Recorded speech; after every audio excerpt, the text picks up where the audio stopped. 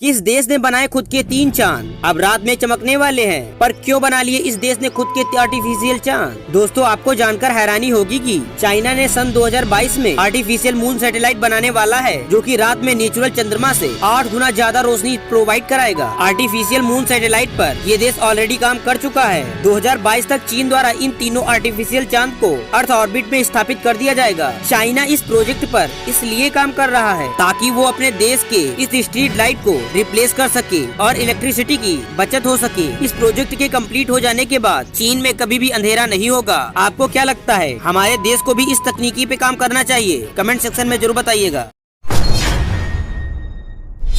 North Korea से भागने वाले एक लड़के की है, जिसके बारे में शायद आप नहीं जानते होंगे। को जंग सन नाम के इस 25 साल के लड़के के पिता नॉर्थ कोरियन आर्मी में जनरल थे। वैसे तो इस लड़के ने पहले कभी नॉर्थ कोरिया से भागने का प्रयास नहीं किया, लेकिन एक दिन ये भाई साहब दोस्तों से झगड़े के बाद नशे में फुल टल्ली होकर कार चला रहे थे और थोड़ी ही देर बाद इनको एहसास हुआ कि पीछे नॉर्थ कोरियन पुलिस की गाड़ी आ रही है, क्योंकि इन्होंने रेड लाइट सिग्नल तोड़ा हुआ था, जिसकी सजा मौत भी हो सकती थी। जंगसुन ने डर के कारण अपनी कार तेजी से मिलिट्री बॉर्डर की ओर भगाई और उनके पिता आर्मी में जनरल थे, जिसकी वजह से उनको मिलिट्री बेस में एंट्री मिल गई। लेकिन जंगसुन ने अपनी मिलिट्री कार जरा सी भी धीमी नहीं की और डबल स्पीड से अपनी कार को इंटरनेशनल बॉर्डर में जाकर ठोक दिया, जिसकी वजह से वो बॉर्डर पार करके साउथ कोरिया में पहुंच गए थे। लेकिन थोड़ी ही आगे जाकर उनकी कार एक पेड़ में जाकर ठुक गई, जिसके बाद वो कार से निकलकर साउथ कोरिया में आगे की ओर भागने लगे। लेकिन तभी नॉर्थ कोरियन पुलिस ने उन्हें प्यार से 6 गोलियां मारी, लेकिन उन्हें साउथ कोरियन पुलिस ने लीगली उन्हें बचा लिया। हॉस्पिटल से निकलने के बाद जंगसू ने बताया कि नॉर्थ कोरिया जैसे नर्क से निकलने के लिए 6 गोलियां तो बहुत कम कीमत है, और आज ये साउथ कोरिया में आराम से रह रहे हैं। जिस इंसान की मृत्यु हो जाती है तो जल्द से जल्द उसका अंतिम संस्कार की कोशिश की जाती है। लेकिन कभी आपके दिमाग में एक क्वेश्चन आया है कि अगर किसी इंसान की मृत्यु स्पेस में हो जाए तो उसकी डेड बॉडी का अंतिम संस्कार कहाँ होगा और कैसे होगा? क्या चांद पर होगा, या सूरज पर होगा, या किसी अन्य प्लेनेट पे होगा, या वहीं दफन कर दिया जाएगा? दरअसल स्पेस में डेड बॉडी को स्टोर करने की कोई जगह नहीं होती है और नहीं उसको पृथ्वी तक लाना आसान होता है। ऐसी सिचुएशन में डेड बॉडी को एयर लॉक में पैक करके उसको स्पेस में ही छोड़ दिया जाता है। ऐसा करने से डेड बॉडी आइस मम्मी में बदल जाती है। स्पेस में अब तक 3 एस्ट्रोनॉट की मौत हो चुकी है। वुड नामक ये पक्षी मिट्टी में छुपे कीड़ों को खाते हैं, जिसकी वजह से ये अपने पैरों को जमीन पर बारी बारी से मारते हैं, जिससे मिट्टी में छुपे कीड़े बाहर निकलते हैं और ये उन्हें आसानी से खाते हैं। और साथ ही ये तरीका अपने बच्चों को भी सिखाते हैं। वुड कॉक के लिए भले ही ये एक शिकार करने का तरीका हो, लेकिन इंसान इन पक्षियों का डांस समझते हैं और इसे स्काई डांस नाम दिया गया। चॉकलेट ऐसा खाने वाला पदार्थ है कि जिसका पिघलाव तापमान मनुष्य के तापमान से कम होता है। इसीलिए जैसे ही आप अपनी जुबान पर चॉकलेट का टुकड़ा रखते हैं तो ये तुरंत ही पिघलना शुरू कर देता है। दुनिया का सबसे बड़ा बीज लाडोएशिया मालदीव नाम का है, जो कि एक पॉम ट्री का बीज है।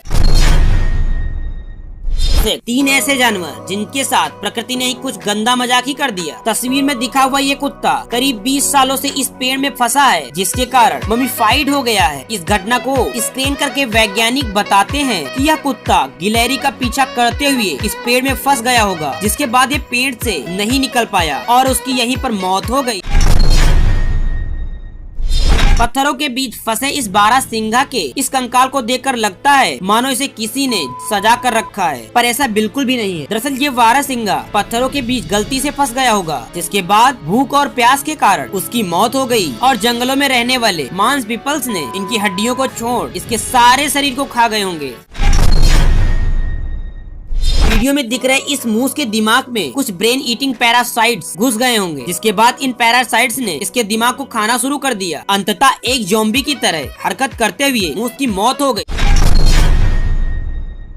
एक शेर जमीन में गड्ढा खोद रहा होता है तो उसको ऐसा करता देख एक कैमरामैन ने देख लिया, तो उसको देखते ही वीडियो बनाना शुरू कर दिया। लेकिन ये कैमरामैन को ये समझ नहीं आ रहा था कि ये शेर आखिर क्या कर रहा है और क्यों कर रहा है। शेर लगातार गड्ढा खोदते ही जा रहा है और शेर कई अलग अलग अंदाज से गड्ढा खोद रहा है। शेर थोड़ी देर आराम करने के बाद फिर से गड्ढा खोदना शुरू कर देता है और अचानक दोस्तों गड्ढे से एक सुअर निकलता है और शेर उसे दर्द बूझता है। लेकिन वो सुअर जमीन में आखिर कर क्या रहा था? तो आपको बता दूं, सुअर जंगली जानवरों से खुद को बचा रहा था। ये खुद को बचाने के लिए छोटे छोटे जानवरों के गड्ढों के बिल में घुस जाते हैं।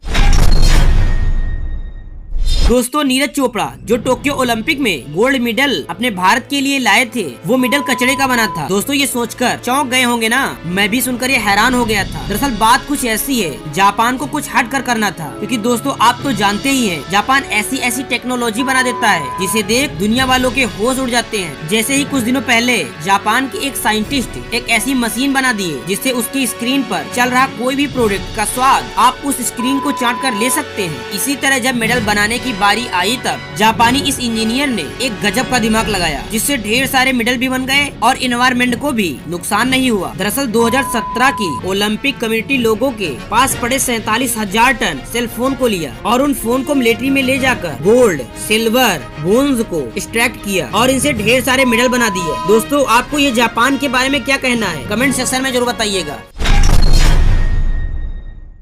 दोस्तों, एक ऐसा हाथी जिसकी रक्षा के लिए सिक्योरिटी तैयार रहते हैं और जिसने पूरे देश को रुला दिया। जी हाँ, नाडुंगमुआ राजा नाम का ये हाथी एशिया का सबसे बड़ा पालतू हाथी है, जिसे 1953 में मैसूर के राजा ने श्रीलंका को गिफ्ट किया था। इस हाथी की ऊंचाई 10.5 फीट है। इसे श्रीलंका के पवित्र हाथियों में से एक माना जाता है, क्योंकि इस हाथी के 7 बॉडी पार्ट्स जमीन में टच करते हैं। इसके दांत घुमावदार बने हुए हैं और इसकी पीठ भी फ्लैट है, जो कि नॉर्मल हाथियों में देखने को नहीं मिलती। इस हाथी की पॉपुलैरिटी के चलते सिर्फ श्रीलंका ही नहीं बल्कि दूसरे देश के लोग भी इसको देखने के लिए और इसकी पूजा करने आते हैं। और यही कारण है इसकी सिक्योरिटी के लिए सिक्योरिटी गार्ड इसके आसपास मौजूद रहते हैं। हाल ही में इस हाथी ने पूरे श्रीलंका को गम में डुबा दिया, क्योंकि नाडुंगमुआ नाम का ये हाथी हाल ही में 68 साल की उम्र में अपना दम तोड़ देता है। इतना ही नहीं, इस हाथी के मौत के बाद श्रीलंका के लोग इसका राजकीय अंतिम संस्कार भी करते